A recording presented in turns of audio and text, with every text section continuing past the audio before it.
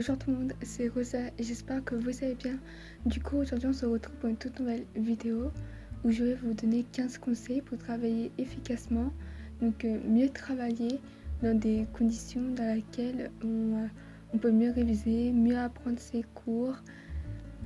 Et donc du coup c'est parti. Le premier conseil, c'est d'avoir une tenue confortable. Donc si vous êtes plus confortable en pyjama, travaillez en pyjama. Et si par exemple vous sentez qu'en fait le jean, tenue un peu qu'on prend pour aller au lycée, pour aller à l'université, voilà le jean, et que vous sentez que c'est serré, ne travaillez pas quand vous êtes chez vous bien sûr en jean, puisque vous aurez l'impression en fait d'être c'est un peu chiant, vous allez juste avoir l'impression que vous êtes gêné, qu'en fait la seule chose que vous avez envie de faire, c'est pas du tout de travailler, mais c'est plutôt en fait tout ce qui est vêtements, en fait que vous allez bouger de partout, vous n'allez pas du tout être confortable et c'est pas du tout ça ce qu'on veut. Pour bien travailler, il faut à tout prix avoir une tenue confortable. Je sais qu'il y en a qui arrivent à travailler avec des tenues serrées, mais pour moi j'aime bien me mettre à l'aise, tenue confortable, parce que après moi quand je suis pas du tout dans une tenue confortable, j'arrive pas du tout à travailler, mais je travaille quand même. Le deuxième conseil, c'est d'être dans un endroit calme et lumineux. Pourquoi calme? Puisque si vous avez une frère, un sœur qui est en train de jouer, ou qui est en train de faire toute autre chose, en train de discuter, en fait vous allez plutôt être tourné parce qu'ils vont faire, ou même quand vous avez déjà des amis chez vous, rien ne nous empêche de travailler. Mais sauf parfois, on avoue que quand il y a des amis chez nous, on n'a pas envie de travailler. Il y en a qui travaillent, il y en a qui ne travaillent pas. Tout cela en fait dépend des personnes. Mais il faut à tout prix avoir un endroit calme pour éviter en fait que en fait les personnes autour de vous vous empêchent de travailler. Pourquoi lumineux? Parce que tout simplement on va pas du tout travailler du coup dans un endroit sombre. Mais après il y en a qui arrivent à travailler dans un endroit sombre. Donc vraiment trouver un endroit dans lequel vous êtes bien, qu'en fait vous pouvez travailler tranquillement sans que personne ne vous dérange. Le troisième conseil, c'est de ranger son bureau. Puisque travailler avec un bureau qui est vraiment en bazar, et que après si vous rajoutez d'autres feuilles, d'autres cahiers pour faire vos devoirs, pour travailler, et que en plus si vous voulez chercher une feuille, vous allez prendre vraiment avoir une perte de temps à chercher cette feuille, que du coup vous avez perdu de temps dans votre temps de révision, dans votre temps là vous êtes en train d'apprendre. Et du coup une fois que vous avez terminé de travailler, rangez dès maintenant votre bureau, comme ça le prochain jour ou le prochain moment que vous allez travailler, vous aurez déjà un bureau déjà bien rangé, votre endroit qui est bien organisé, et comme ça serait beaucoup plus facile, beaucoup plus confortable et mieux travailler efficacement. Le quatrième conseil, c'est de connaître sa mémoire et la travailler. Parce que s'il s'agit de travailler sans connaître sa mémoire, par exemple, vous avez une mémoire visuelle et que vous êtes en train d'écouter le cours, en fait, ça va prendre beaucoup plus de temps pour retenir une mémoire auditive, comme toutes les personnes qui font une mémoire auditive, alors que vous avez une mémoire visuelle. Puisque la première chose qu'on demande, c'est vraiment quand on travaille, c'est quelle est votre mémoire. Comme ça, vous savez comment vous allez mieux réviser et apprendre plus rapidement votre cours, et surtout la retenir. Alors, il existe plusieurs méthodes de travail quand on a une mémoire visuelle, auditive. Moi, j'ai une mémoire visuelle, j'ai ma méthode de travail. Moi, je fonctionne avec tout ce qui est couleurs, fiches de révision, schémas, tableaux, ou le plus souvent, c'est que j'ai même pas besoin de faire une fiche de révision. Je souligne tout simplement ce qu'il y a dans le cours, vraiment en jaune, puisque moi le jaune c'est la couleur qui en fait qui ressort le mieux et c'est la couleur où j'arrive mieux à retenir mon cours. Le cinquième conseil, c'est prendre des pauses régulièrement et de ne surtout pas travailler par exemple 4 ans d'affilée sans pause. Il y en a qui peuvent le faire, mais laissez le temps à son cerveau de mémoriser ce que vous avez appris. Il est super important de faire des pauses régulières. Donc prenez des pauses. Vous pouvez très bien par exemple tous les 1 heure prendre des pauses de 5 minutes ou même tous les 2 heures prendre des pauses de 10 minutes. Mais vraiment prenez des pauses. Et pendant ces pauses, faites autre chose que travailler. Comme ça vous arrêtez de penser du coup à ce que vous avez fait, à votre révision. Et comme ça vous vous êtes débarrassé, pas vraiment débarrassé, mais pendant cette heure de pause, débarrassez-vous en fait de ce que vous avez appris et laissez dans un coin de votre tête.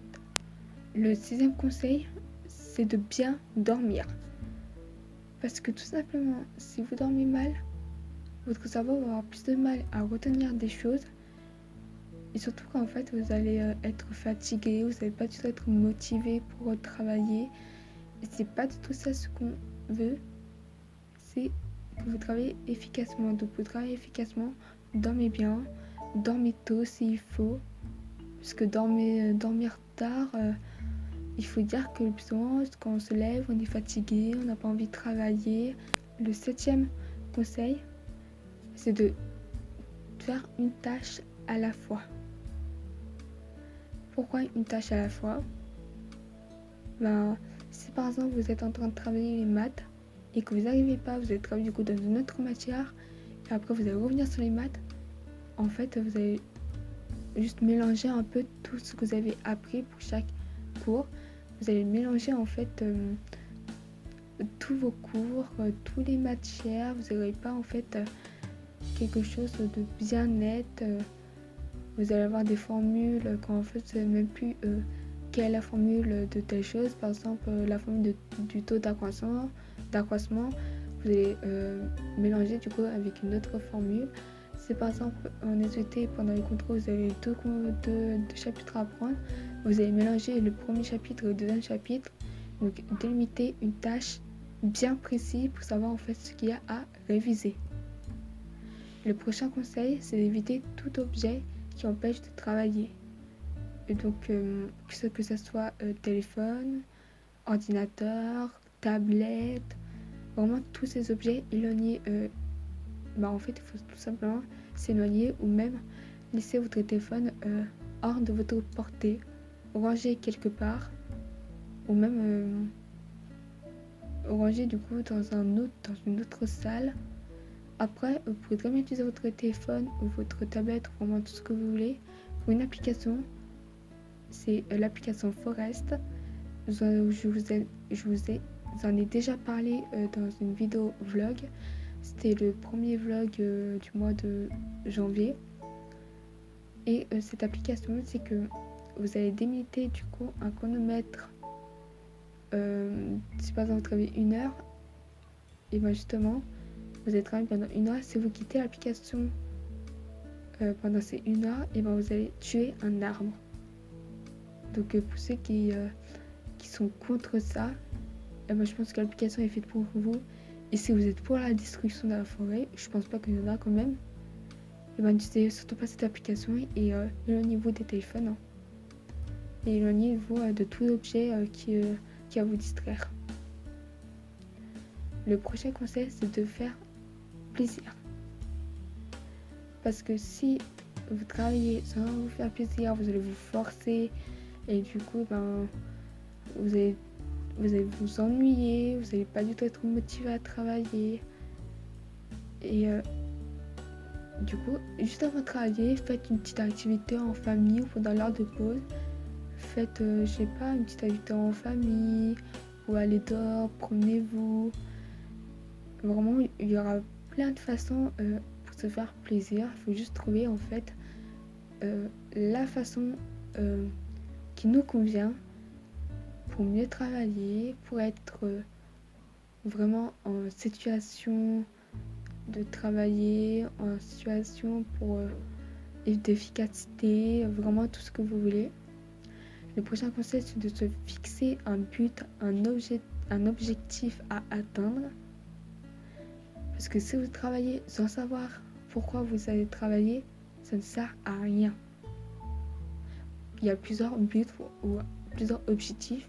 Par exemple, pour moi, mon objectif, c'est que je travaille pour pouvoir réussir mes contrôles, pouvoir avoir une meilleure note, une meilleure moyenne et au moins réussir son bac.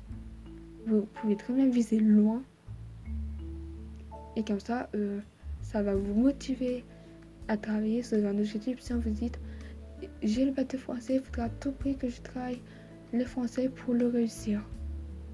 Mais vraiment, ça peut aider certaines personnes et d'autres pas du tout. Mais vraiment, ça dépend en fait de vous. Le prochain conseil, c'est de gérer son stress.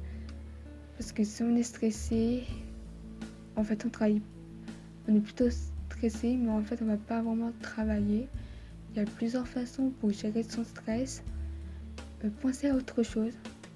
Pensez pas du tout à votre révision parce que le plus souvent on peut trop bien être stressé par un contrôle. Il y a plusieurs moyens pour éviter ce stress. Et vraiment, si vous stressez, faites quelque chose. Moi déjà de nature je suis quelqu'un de stressé, mais quand je travaille j'ai trouvé un moyen du coup pour éviter de stresser. Il y a plusieurs moyens pour éviter de stresser. On peut très bien se faire plaisir, penser à autre chose. Par exemple, quand vous lisez, évitez de penser du coup à vos révisions. Le prochain conseil, c'est de s'hydrater. Surtout quand vous travaillez, n'hésitez pas à avoir de l'eau à côté de vous parce que plus souvent quand on a la gorge qui sèche, on va plutôt être assoiffé, on a envie de boire et pas du tout envie de travailler.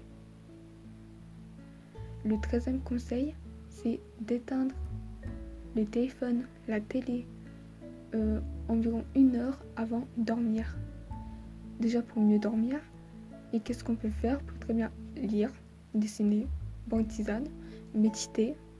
Il y a vraiment plein de moyens de s'organiser, plein de moyens de s'occuper juste avant de dormir. Par exemple, pour moi, soit je lis un livre, soit je travaille. Soit je travaille, c'est-à-dire soit lire, soit dessiner.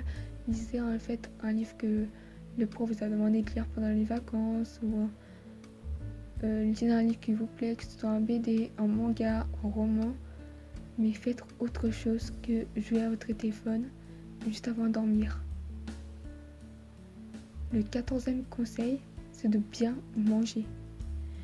Essayez du coup d'avoir un repas équilibré dans lequel en fait vous allez mieux vous sentir parce qu'il s'agit de manger beaucoup et qu'après on a mal au ventre, on se sent pas bien.